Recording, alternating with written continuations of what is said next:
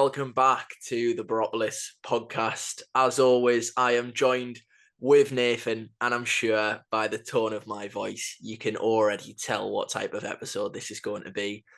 Nathan, I daren't even ask how you're doing. If you're watching on YouTube, you will be able to see from the look on Nathan's face the result of the Middlesbrough Sunderland game. I mean, should I ask how you are? Is it safe for me to ask how you are?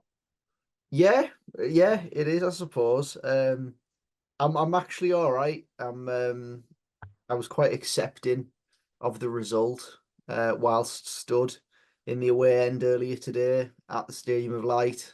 Yeah, was quite accepting of it. What I wasn't necessarily as accepting of was the level of performance from us, especially in that second half, if I'm honest, Chris.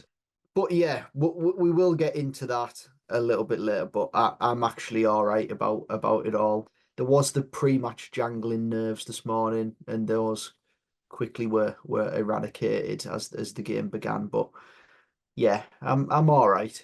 Just a frustrating one again. The word of the season so far. Yeah, absolutely. You're not wrong there.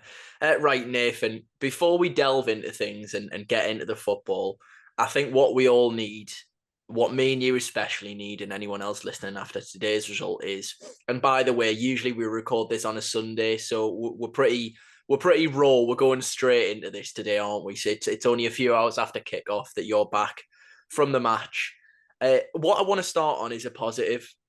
The positive being, well, I don't actually know what the positive is. I was going to ask, given how today's gone so far for you, has there been any positives? I know you were quite happy that you got to go to McDonald's on the way home. That's always a nice bonus. Did you have any nice pints this morning? Was the driving of the coach driver especially good throughout in and around Sunderland? I don't know. I'm trying to pick some sort of minuscule silver lining. I just need some sort of positive from today, Nathan. I had a top bacon sandwich this morning before I left, which it set me up for the day. And I thought, do you want to know what? Today is going to be a good day. And then the football ruined it. So the McDonald's was sort of brought in as a coping mechanism once arriving back in Teesside. But yeah, it's always a funny one going to Sunderland, especially with the policing and things like that, which today was probably one of the worst policing performances as well. Nearly as bad as Boro's on the pitch. Yeah, probably one of the worst policing dues I've had whilst going to Sunderland in the last couple of years. But yeah, I'm feeling relatively positive, Chris, despite all of the negatives that have happened today. Right then, we better get into it, I suppose, Nathan. So, probably best place to start is the team and kind of where we're at with that and what it was going into the game. Now, I think we all expected one change definitely today. Perhaps it would have been two if Rav Vandenberg had have been deemed fit.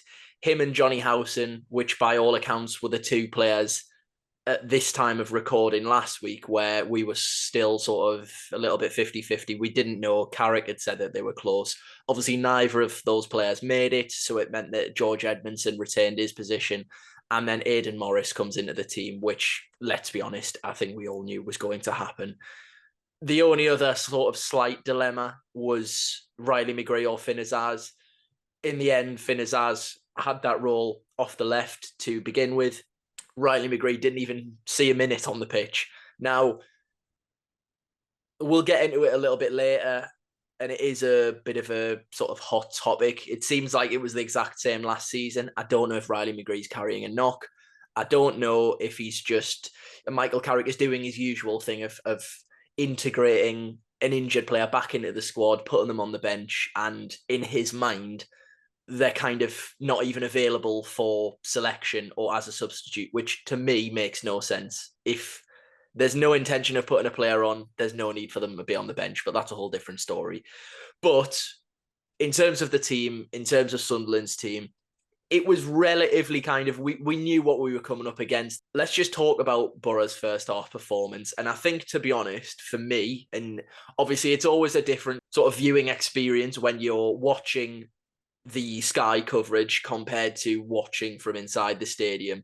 And this game for me is broken down to a couple of key moments.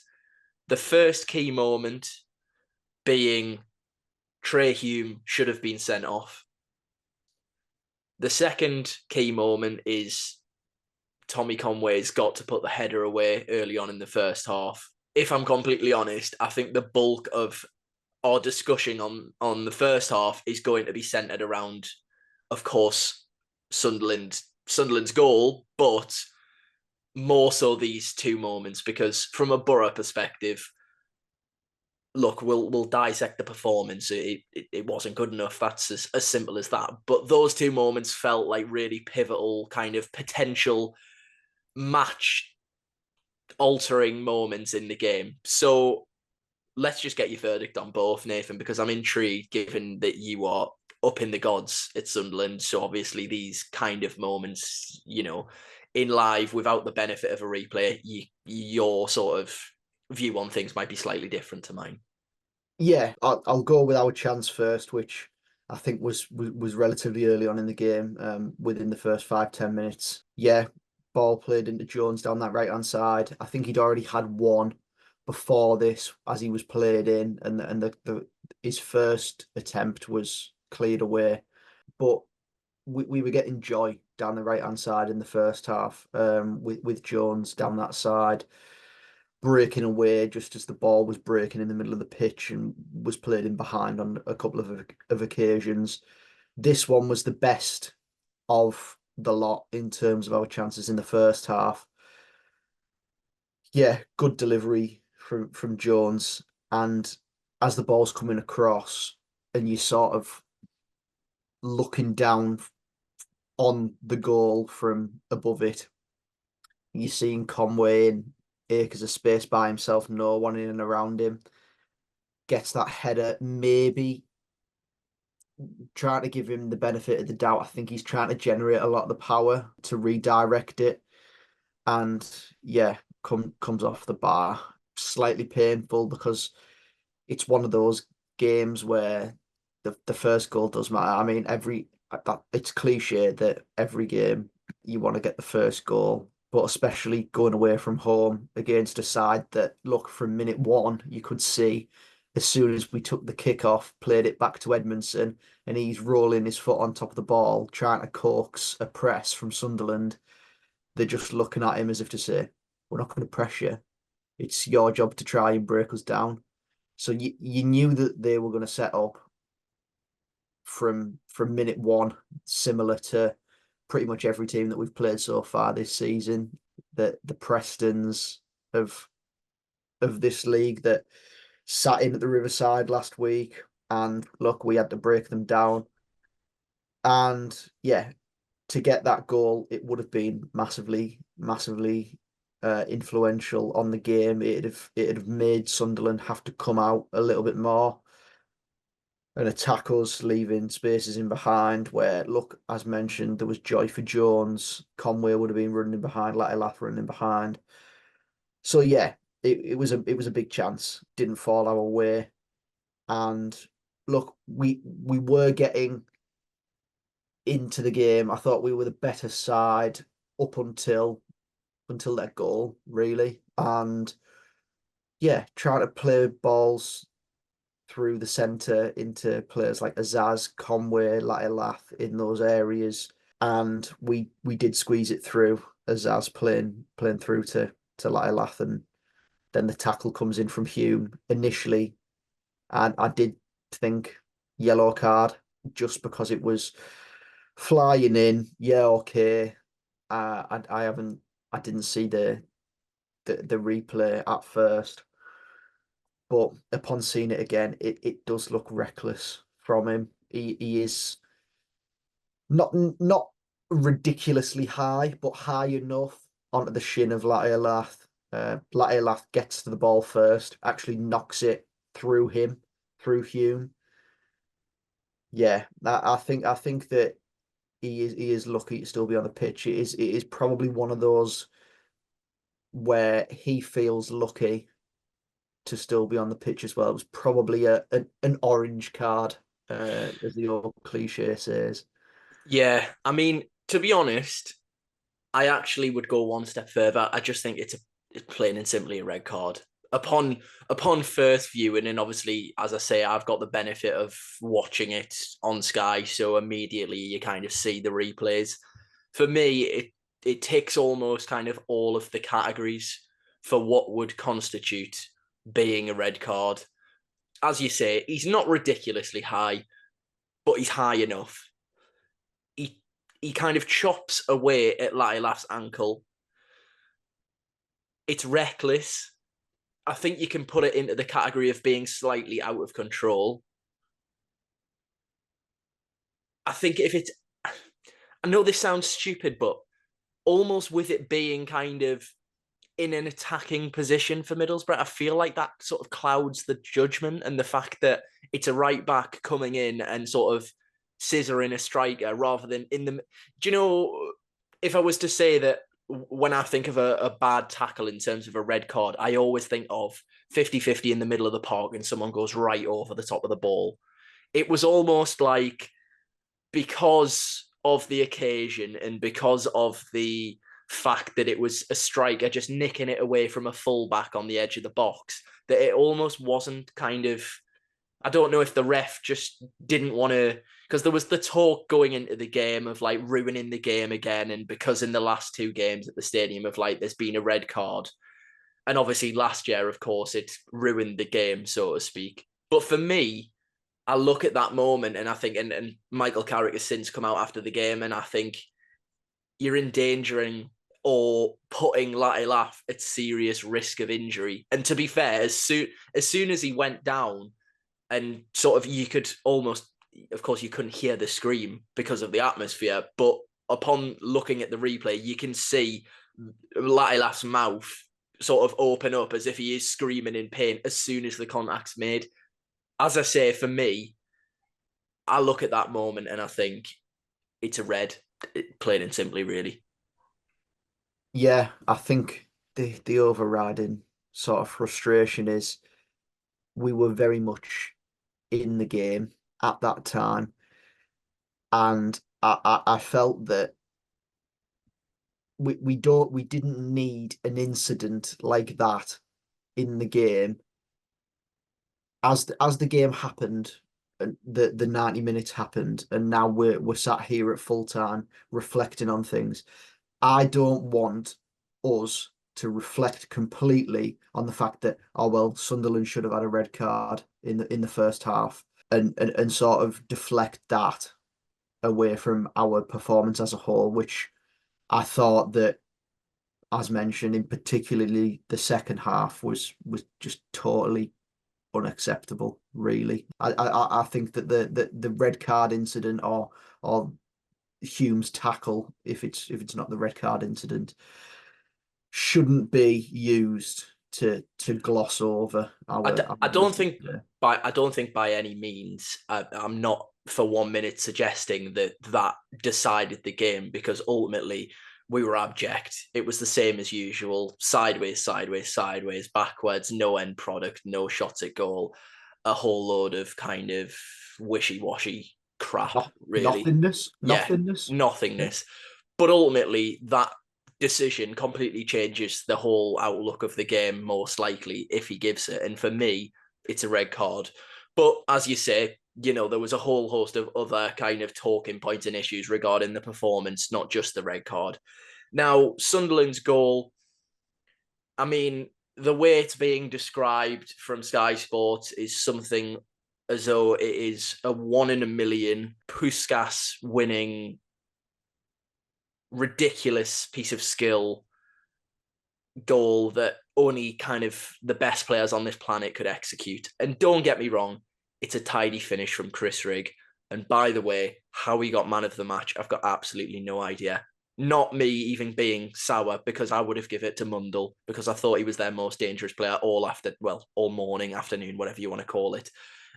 The fact that he was given it just goes to show that Sky basically just quite fancied the headline of young Chris Rigg getting man of the match. But regardless, the goal comes from from memory, a long ball forward. Ayling tries to cushion it down, I think, and basically just plays it straight into the path of a Sunderland player.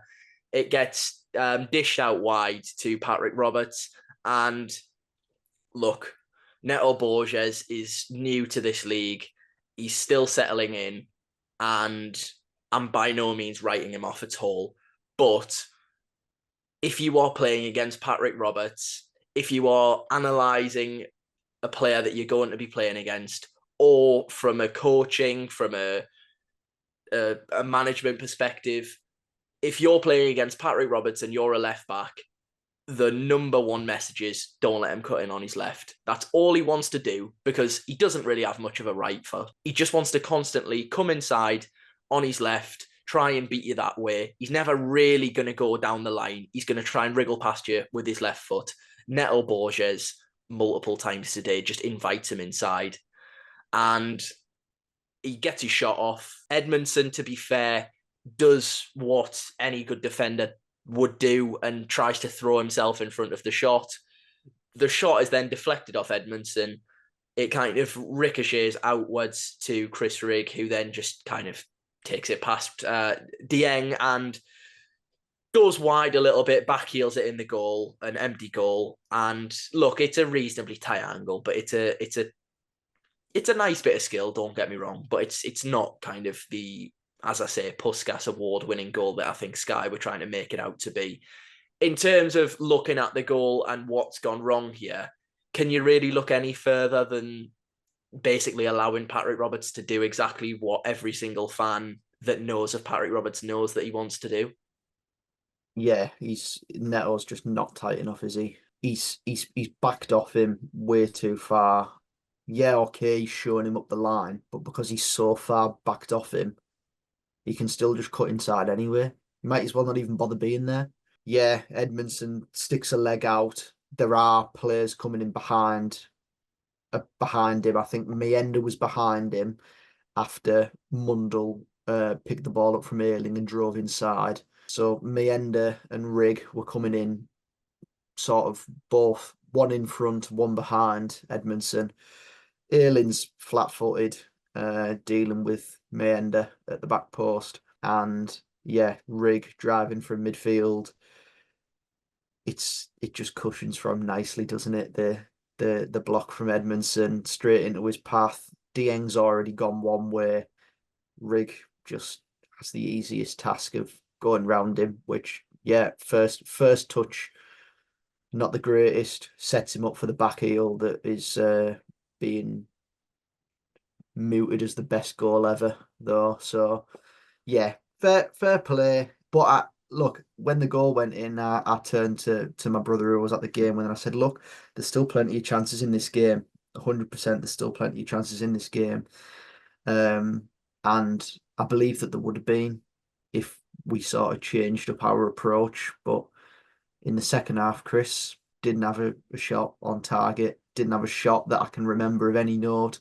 I know that I've sort of glossed over the chance at the end of the half with Lath trying to lob the goalkeeper with his wrong foot. Should have gone with his left foot, went with his right foot. That was our best chance all game apparently, according to the stats. 0.55 xG for that Lath chance, which I think by now we're sort of, can we just disregard XG, because if that was what we were going to go off, we'd be miles ahead and have wrapped up the league by now, I think, wouldn't we? Yeah, we would have been. But yeah, I thought that was a half chance. It wasn't even a proper chance, really, at the end of the first half. I think he should do better, but it's nothing kind of on Conway's chance. But as you say, really, we've kind of glossed over the first half. And to be honest, there wasn't all too much to talk about. And ironically enough, the second half, there's not all too much to talk about because, well, Middlesbrough just didn't get out of second gear at all, did they? It was as poor of a performance that we have seen, especially the second half, for me all season. And I would actually even factor Stoke into that. And I know that sounds ridiculous because we just capitulated, but I think that can happen. Today angers me more because it was so pedestrian, it was so predictable, it was so frustrating, and it was just well, there was just nothing. There was nothing inspiring about that second half performance at all. And well, Nathan, take it away, because to be honest, this is where the podcast is really going to start, because I think it's about time that certain players and certain sort of approaches to games are really looked at and not seriously questioned, but put under a little bit of pressure, because relatively speaking, we're still early on in the season. But how long does this go on for? Do we get to 10 games and then it'll click into gear and then we forget about this? Or do we look at it as though, yet again, okay, we've had a better start this season, but we've played no one really up until today? Yeah, I think that the sort of style that we saw in season one of Michael Carrick, with the inverted left-sided player and the overlapping left back, I'm done, if I'm honest, with the experiment of trying to get a left back that is Ryan Giles without it being Ryan Giles. We have trialed this with 4 left backs now in 2 seasons. And look, you're not going to get the like for like replacement for Ryan Giles without just signing him back. Neto Borges today, look, whilst we'd think from the outside looking in at this signing as it was made that he'd be a better defender than Ryan Giles.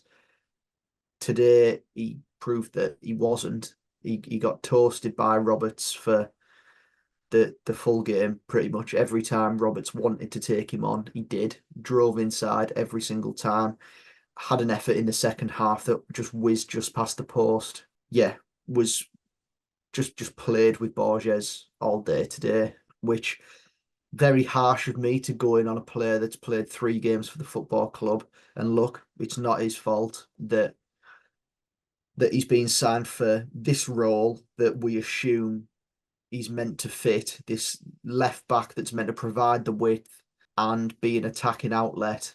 And every time he gets the ball high and wide, he daren't take a fullback on. Try Hume, who is on a yellow card, is notoriously rash. Daren't take him on, although he's on a yellow card. Yet I to don't see, even. Sorry to interrupt, Nathan. I don't even think it's so much that it's the taking him on element, and by no means did I actually think that Neto Borges, although he didn't have a great afternoon, and obviously that follows not a particularly great afternoon last week either. But I don't think he was by far and away our worst player on the day. And I'm not saying that you're kind of insinuating that either, but the fact is, he doesn't even seem, given that, again, like what you're saying, the whole Ryan Giles, if you want to just call it the Ryan Giles style as we know it, he doesn't. I mean, we haven't seen it in abundance yet, and it's a relatively small sample size, but doesn't sort of strike me as a left back that's going to try and get to the byline and whip a crossing. And even when he's got the option to cross, he sometimes opts to go square and backwards.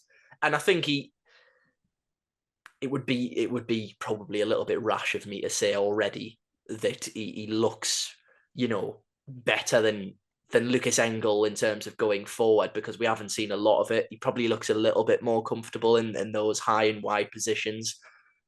But it's not as such the player, the frustration for me. It's, as you've said, style. I'm done with the style, because it quite clearly, unless Ryan Giles is on that left flank, it's just not going to work. Yeah, you saw it, and I know that it's just sort of harking on about other teams as well. But Carrick and McKenna work together. McKenna's style worked last year because he had Leif Davis at left back, who is the Geordie Ryan Giles. Like he's exactly the same. He's good going forward. He's got a good cross on him. Can't really defend like Ryan Giles, but he had a player ahead of him in Broadhead or Hutchinson that would drift inside and let him have the freedom of that left hand side. we don't we don't have that anymore with Neto Borges. From what I've seen of him, he doesn't look like that player. The closest that we did have or do have to that player is Bangura, but obviously he's going to be out for the full season pretty much, which is just fantastic, really. I'm sure Carrick's less than pleased about that because he would have fitted this system the best out of all of the left backs that we've seen since Ryan Giles. Can I But can I can I just actually ask you a question? And go on. just this may seem like a real kind of Chris's head's gone to Mars moment, and I promise you, I am frustrated, but this is a genuine question. And I understand why it happened, by the way, at the time. But since Ryan Giles, have any of the left backs that we've signed been better than Mark Bowler? Uh, you probably could make a case no, really. Balls did a I'm, job, and all I these know, guys did a job. All these yeah, guys I'm just did I'm a not job. I'm not by any means saying oh we should never have sold Mark Bowler, but in terms of just like as a standard at where we've been at, if you think of what Middlesbrough fans, although happy-go-lucky, smiley guy, and we're all we loved him for that. Everyone shrugged it off the fact he left. No one really cared. And has anyone got above that or beyond that level yet? No, you make a good point, really, in terms of the left backs. But look, with that, you have one player in McGree who played in that system. Okay, I think that him in that role is the best out of anyone that we've got to fulfill that role, and that's partly down to him being left-footed. So his natural sort of instinct is to be able to open up and play that pass down the left-hand side, rather than Azaz in that role who's facing inside the pitch on his right foot and then has to sort of come out and play that pass. But I think that with Azaz in in that role off the left, then you have Conway who is getting to grips with playing in that sort of secondary striker position where realistically he's still making the runs of a centre forward. One thing that stood out to me today in the first half, and I won't be able to pinpoint the exact minute, but I did say it as it happened, was Isaiah Jones had the ball on the right hand side and he had Ayling slightly behind him, and Conway was making a run into the space where Jones would have shifted the ball and crossed it if he was to do that. The ball was played into Conway and he delivered a cross to sort of the penalty spot, edge of the box area. And I was just thinking to myself, that's where you're meant to be. You've just crossed the ball where you are meant to be arriving right now. Lat's ahead of you, making a run to the front post, and the big ass space in the middle of the box is where you should be arriving to just bury the ball. So look, he's getting to grips with the position and where he is expected to be. He's making runs, trying to be busy. I get that. I do hope that that will come with experience playing in the role. But then moving on to the right hand side, Jones again today. I mentioned that he had a bit of joy in that first half. Yes, look, ideally he should have an assist with putting the ball on Conway's head. There's no doubt about that. It's a good delivery, and it's a massive chance, probably our best chance in the full game, really. But the problem that our fan base have got with Isaiah Jones is we've seen him in his Middlesbrough career be direct, face up a fullback, and just take him on. And it provides something so different doing that now, especially in this team. It would provide something so different because we are so slow and just passive One in dimensional. one dimensional, horseshoeing it around the edge of the box with no penetration. no sort of zipping the pass to try and sort of cut out a couple of midfielders in one pass. It's just the simple pass, sideways, sideways, sideways. We'll work it out to a winger. The winger won't take the fullback on, and he'll play it back to Ayling, and we'll horseshoe round again to Borges, and then he'll come back, and it's just tedious. Whereas what you have with Dork when he comes on is directness, and that is plain and simply why Ben Doak will displace Isaiah Jones in the coming weeks. I think, to be honest, you're looking at next week that exact statement happening. I think not so much that, look, Isaiah Jones has had his critics and divided opinion, but I think his almost unwillingness now to be direct. And listen, you made a really good point about it. I think it was last week where that element of his game is kind of just being coached out of him.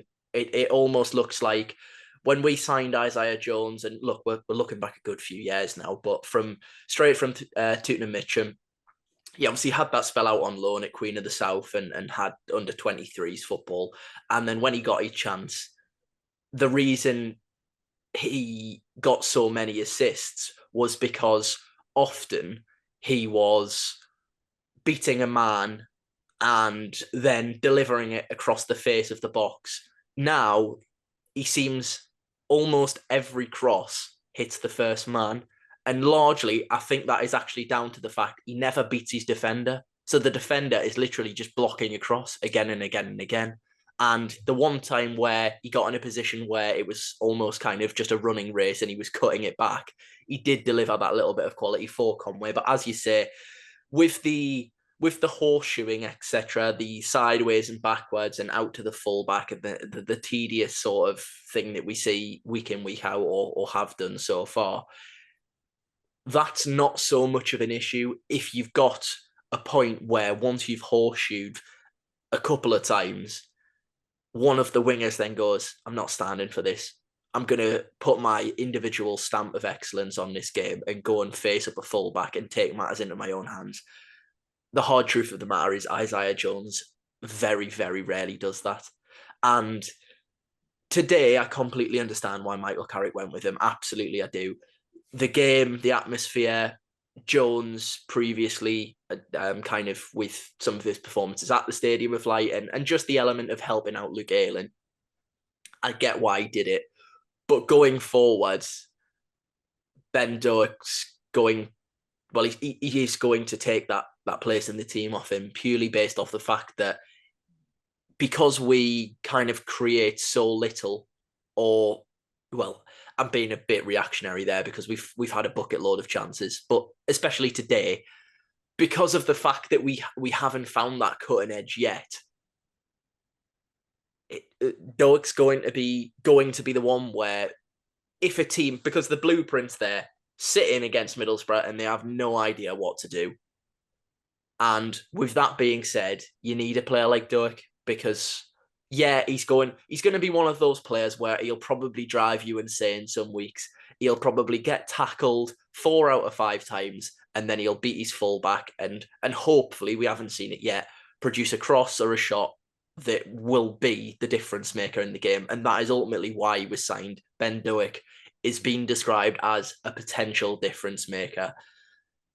On the topic of difference makers and players that divide opinion, as we've said, that 3 behind Emmanuel Latilaf is up for discussion all the time at the moment.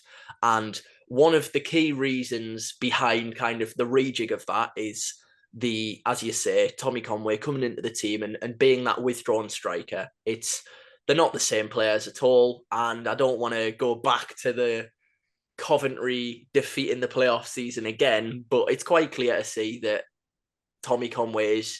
Michael Carrick is going to attempt to mould Tommy Conway into that kind of Tuba Akpom withdrawn striker role.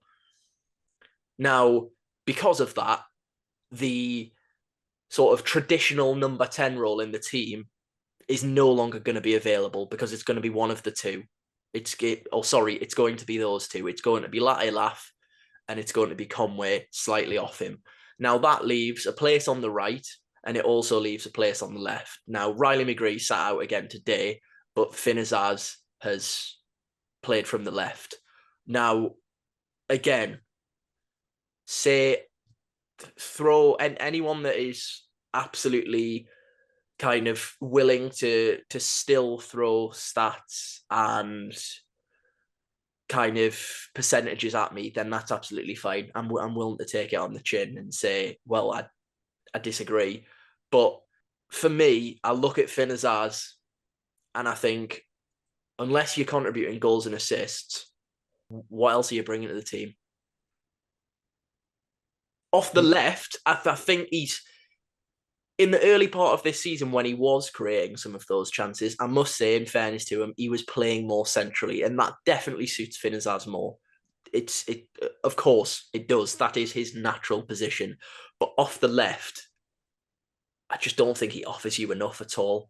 And I'm bored of the chances that Finn Azaz gets where he'll chop 2 or 3 times and just side foot it into the keeper's arms. It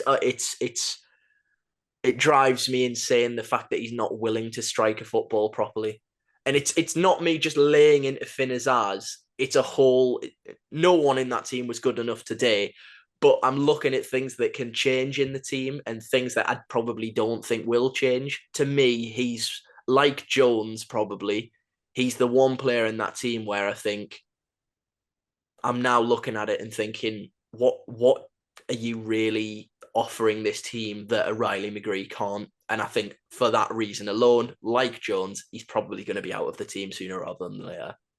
Yeah, I think in your case of McGree, I think that there'll definitely be a reason why he hasn't. He's been in the squad the last 2 games and he hasn't been brought on, and that's probably the Carrick reason of, oh well, yeah, you're available, but you're not necessarily available enough for me to pick you, which doesn't make any sense. That we both, I agree with you, as you said that earlier on in the pod. Yeah, I think it's time for Azaz to take a seat out of the team for a McGree to come back in and try and offer something else down that left hand side. I think he is more suited to that position off the left, McGree. If that's the way that we're going to try and do things and play the ball to Borges up the line to deliver crosses, that is fine. If that's the way that we're going to play, I would rather McGree be in there and you can have Azaz come on to try and unlock a door later on in the game if McGree doesn't pull up any trees in the 60, 70 minutes that he'll be on the pitch himself. But The only sorry again, Nathan, for interrupting. The only way that Finn Azaz currently deserves a place in the team is if Michael Carrick drops Latilaf and Conway goes up front and plays as a 9, which I don't think is going to happen at the moment. But on current form, wouldn't be completely against it because I don't think Latilaf's offering anywhere near as much as what he should be. And if that means Tommy Conway goes further forward and Finn Azaz plays in behind him, then I wouldn't necessarily be against that either. Because in terms of when I'm saying and making the point that what is Finn Azaz offering you, well, really, currently Latilaf's offering just as little because the chances he's getting, he looks like a rabbit in headlights. He looks like the Emmanuel Latilaf from the start of last season. And really, if you're playing Tommy Conway behind him and Finn Azaz is off the left, it almost kind of works together in the sense that you don't get the best out of either of them because the chances that you think of Portsmouth, Finn Azaz playing slightly more centrally or being in a more central position, plays a really, really good ball in behind and Latilaf ends up missing. When Latilaf is on the last line of defence and there is a willing, forward-thinking passer who can thread a ball through, that's when you're going to get the best out of Latilaf. If Finn Azaz is off the left and Latilaf is really kind of just isolated, making hopeless runs and not getting in behind. He's certainly not kind of a natural goal scorer where he's going to do nothing in a game and just pop up with a difficult finish and put his chance to put his chance to bed or put a game to bed. He's one of them where his constant running gets him chances. So it's almost like a sort of scale of, does Finn Azaz bring more in terms of playing as a 10, but then you potentially looking at Tommy Conway coming out the team, which I don't think he deserves at all at the moment. You stick with what you've got and try and hope that Tommy Conway and Latilaf become more of a formidable partnership and work on that and take Finn Azaz out the team. It's you can The sense thing is, you can sense my frustration, and yeah, it's largely down to style as well. But with the I'm almost feel like I'm losing my mind here because I'm actually going to side with XG here, but you can only horseshoe so many times. And in previous games, look, we were miles off the pace today, but over the whole reflection of the season, we've had chances to win football matches, and it's largely been down to kind of a poor cutting edge. However, games like today, you need individuals to stand up and give you moments. And quite simply, those individuals in the front four are not giving you that. yeah. I think that one thing I will say, which is my own opinion, is that yes, I agree with you. Azaz is better in the 10, behind the striker. I do agree with that. But what I also do hold the opinion of is that we don't need a progressive passer in the 10 when you have Morris and Hackney sat there in midfield. They can do that. Two players in midfield there that can pass the ball forward, that are as good as Azaz at picking forward passes out and threading those balls in behind. I think that with that, then you can have Conway in that 10 role, almost as the second striker, and supporting like Elath with his runs in and around him, alongside him. But the changes need to be made out wide, particularly in that left hand side role, in the right hand side role. I want Dork in there. I want him to be as direct as he possibly can. Almost every time he gets the ball, I want him to size up a fullback and just take him on. And also, just on today, Hayden Hackney, one of his poorest games that I've seen him in a long while. Constantly misplacing passes, his balls in behind. Yeah, how ironic that I've just said that he can play good progressive passes while he launches them out of play for Sunderland goal kick time and time again today. Yeah, not his best game by any stretch of the imagination. But yeah, we were not up to scratch today. The fullbacks had a really difficult game, as mentioned. My points on Borges, Ayling, the same.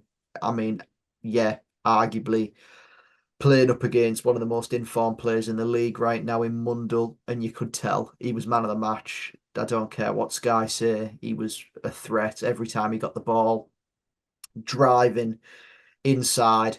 But again, I know it's difficult, especially when Ayling is sort of erring on the older side now of a fullback, and he doesn't have the pace that he did have anymore. Just constantly, both sides, both Mundle and Roberts, driving inside at will without any threat of a tackle. Really, it was just pathetic. Really, watching them just drive inside. Midfielders nowhere to be seen as well. In fairness, Morris and Hackney, can't remember them being stood on the inside, looking to put a tackle in. Both of them nowhere to be seen in that regard. My biggest frustration, really, which is it's not going to be necessarily a long-winded point. It's just us in the second half, utterly toothless. And if I'm honest, and I did say this to my brother as I was stood with him, it was the first time in probably Carrick's tenure today where I stood in the away end, bored, watching us horseshoe it round, bored, knowing that we're not going to create a chance from this. We're just going to keep doing it, keep doing it, keep doing it, keep doing it on repeat with little, if any, intent to break through eventually. It almost just seems that, right, we're going to do this, we're going to horseshoe it round, and because we're going to keep the ball for so long, they'll just open up. It doesn't happen. And we've seen it against really poor teams in this league. Teams, I know it's the cliche for these teams, but teams like Preston, Portsmouth, Derby, they're just going to sit there and say, go on then, break us down. And look, sorry, Chris, these teams, and Sunderland had it today. Oh, how good was Sunderland defensively? They hardly had to do now. They just had to stand there in the shape like a training exercise and move from side to side while we didn't ever work a 1v1 out wide with Dork against Sirkin. He always had Mundle next to him, so it was 2v1 every time. Ayling stood next to him, so yeah, it's 2v2, but and I like Luke Ayling, but he's hardly ever going to overlap, really, when Dork's down that side and Dork's going to try and take him up the line. We just hardly ever worked a 1v1. We've got no penetration today. It was just boring, Chris. I was just stood there thinking, this is a 1-0 game now that they got that first goal, and there needs to be either a visible change, because look, it'd be nice for me and you to go to a game next week, see the obvious change that's been made in the system, and hopefully it works, or we can see something, us creating more chances, trying to break teams down, or a switch that we can't even see with our own eyes because we're just not in the professional field of football, that or you can just hope changes something for us, because at the minute whatever's going on, which is the old system with new parts, with Borges and Azaz on the left and other things in the team, it's just not working. We aren't the same as 2 seasons ago anymore. The personnel is different. It's not going to be the same. Yeah, and I think what's most worrying for me is now you've seen two managers in the space of a week make this exact same, almost identical comments about, well, in multiple words, in a couple of different sentences, Middlesbrough are predictable and we know exactly what they're going to do and we know exactly how to deal with it. And if a manager is coming out and saying that in his pre-match press conference and you still don't try and change anything, then what chance have you got? You're not seeing any change. Yeah, you're looking at things. These managers, both Heckingbottom and Labrie, have said, yeah, we know what they're going to do. They play very narrow. They've got no width. But no width. We've just signed a left back trying to play like we did 2 seasons ago, and we've got no width out wide on the left.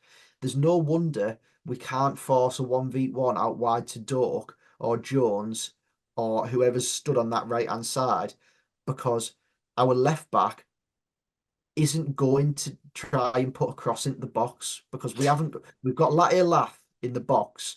Conway is stood on the edge of the box.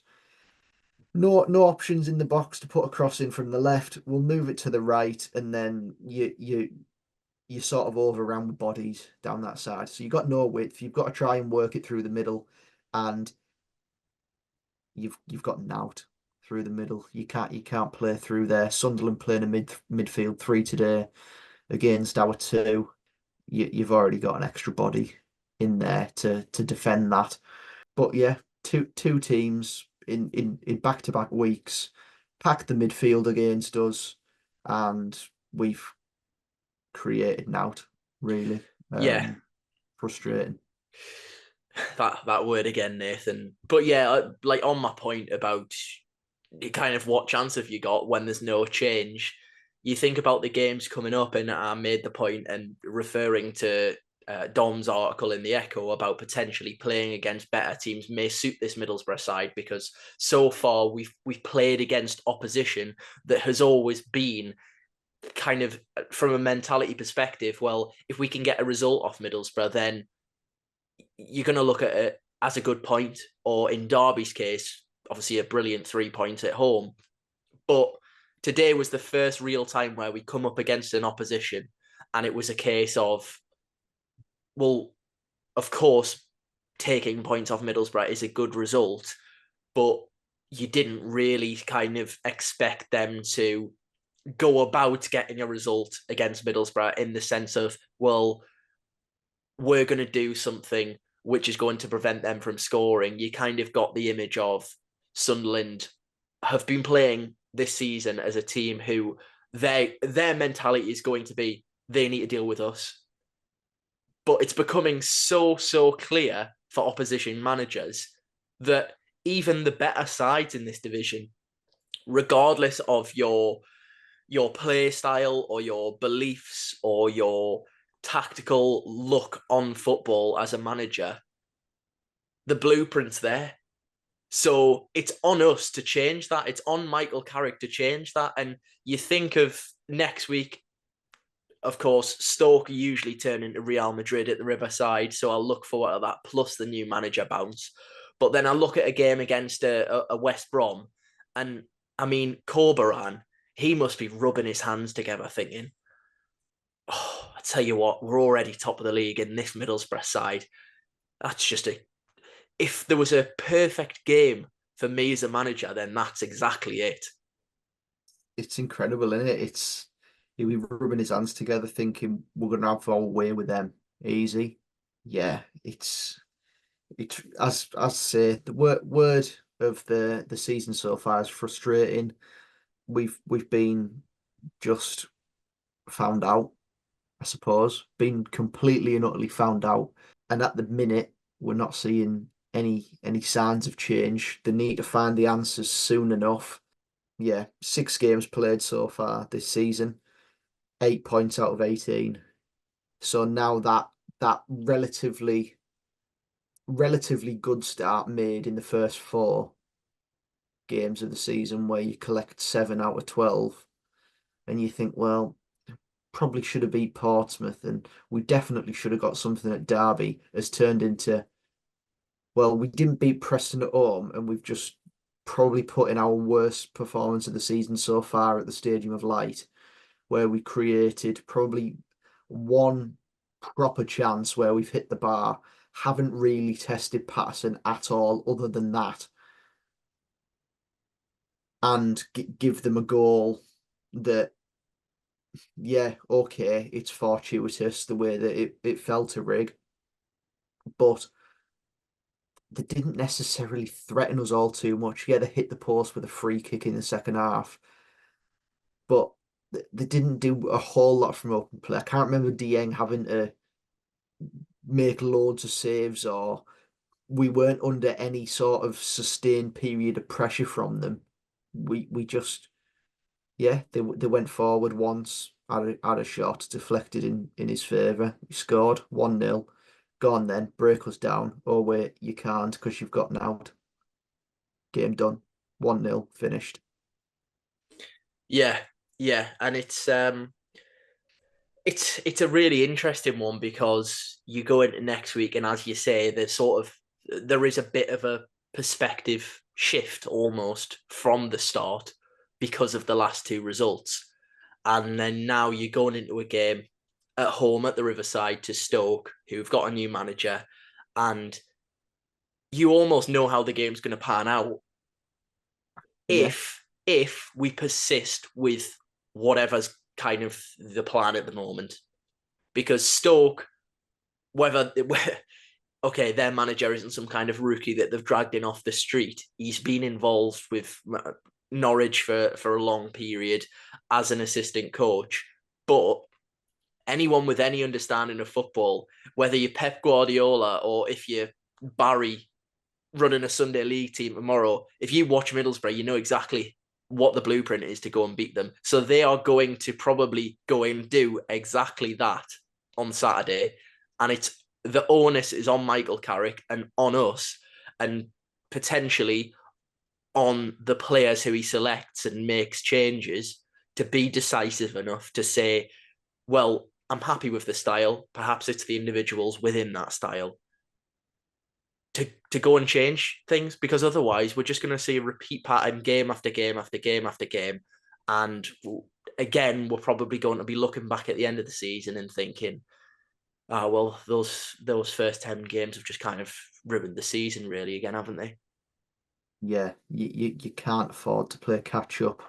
We've got points on the board, but in the last 2 games since the international break, 1 point from 6 is it's not good. It's not the it's not adequate enough for a team that has aspirations of finishing in the playoffs and above that. It's not acceptable. Yeah, we've got 3 massive games before the next break, and that's starting with next week against Stoke.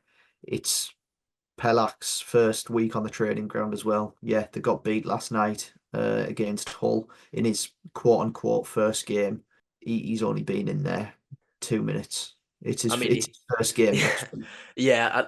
I was actually. Do you know when new managers come in and sometimes they just sit in the stands? I mean, I don't know what the turnaround was, whether it was 24 or 48 hours, but I was almost shocked when I seen him on the touchline on Friday night, to be honest, because I thought, oh well, maybe he won't actually kind of throw himself in. He'll take one more game and then want a full week to kind of go at things head on, as you say. I mean, straight away, we've already played Stoke this season, and don't get me wrong, it's going to be a much changed Middlesbrough side.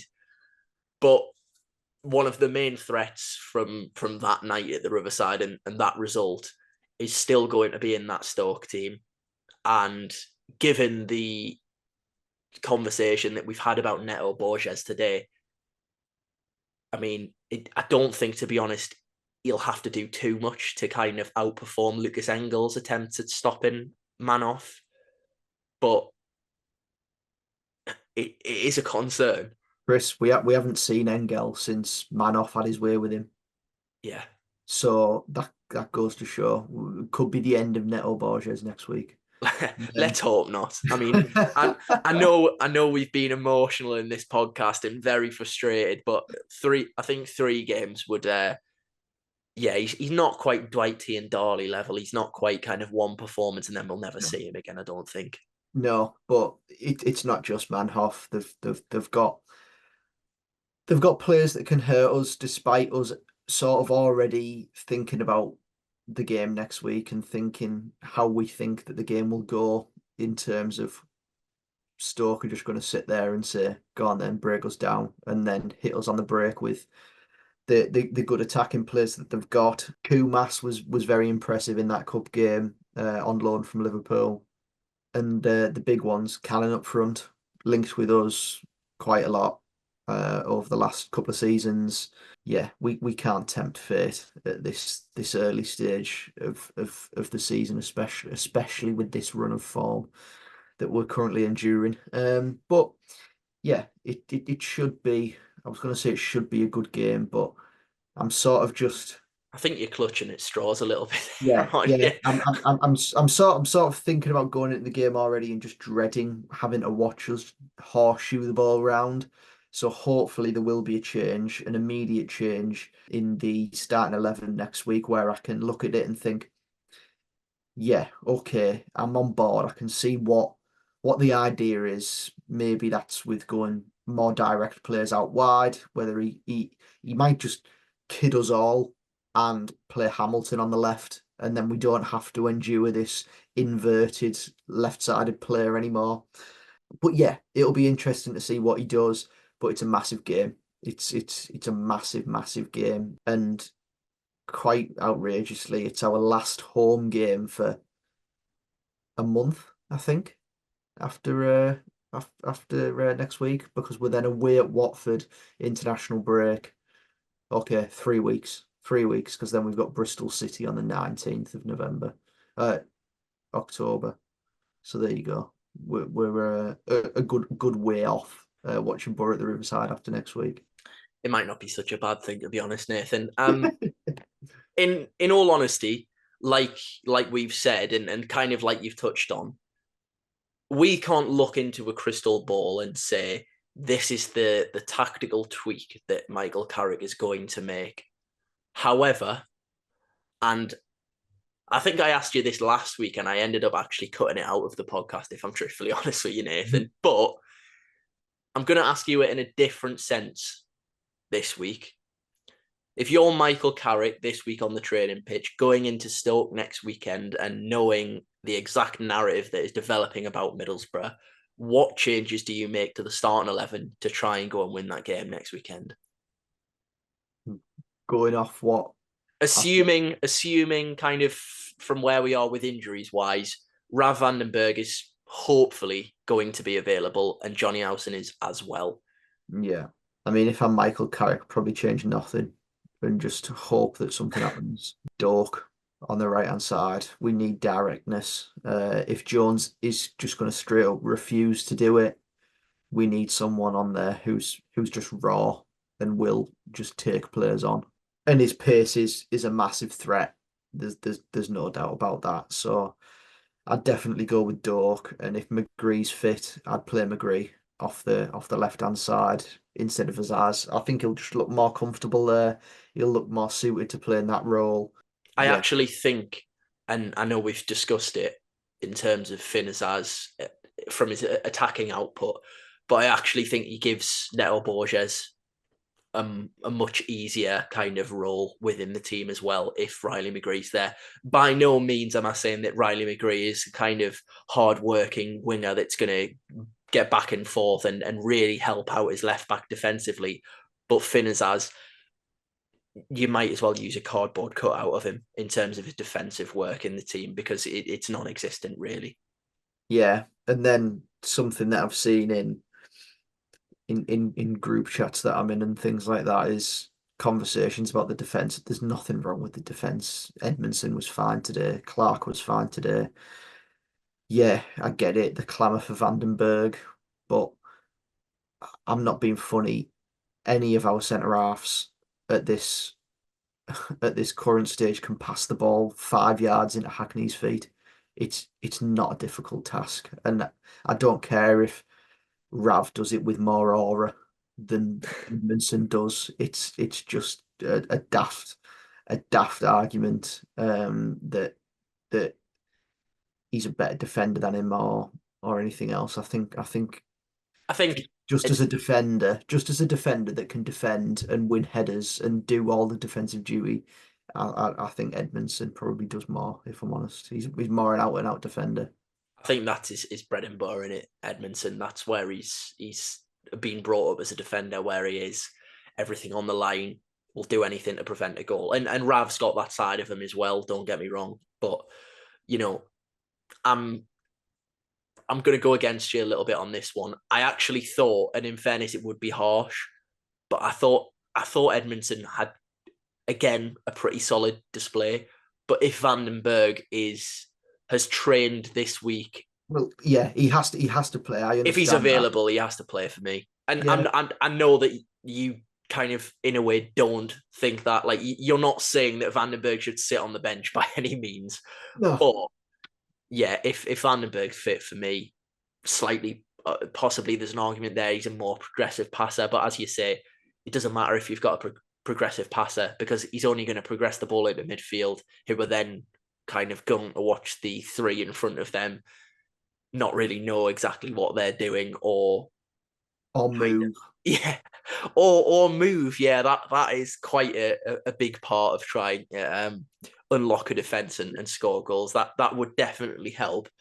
But yeah, Nathan, other than, as you say, those potential kind of individual changes, I think although this kind of drought is going on, I still think we're a long way away from Latilaf taking a seat on the bench. Yeah, I'd agree with you. I think that look, it's one of them things, I suppose. You've kept him here at the end of the window. There's definitely conditions around that. He's playing every game, even if he's crap, pretty much. Like he's going to play every game. Yeah, it's almost like he's undroppable. So I look forward to 2 o'clock next week when he's not in the squad. Maybe Big Della's up top and Michael Carrick's really changed everything.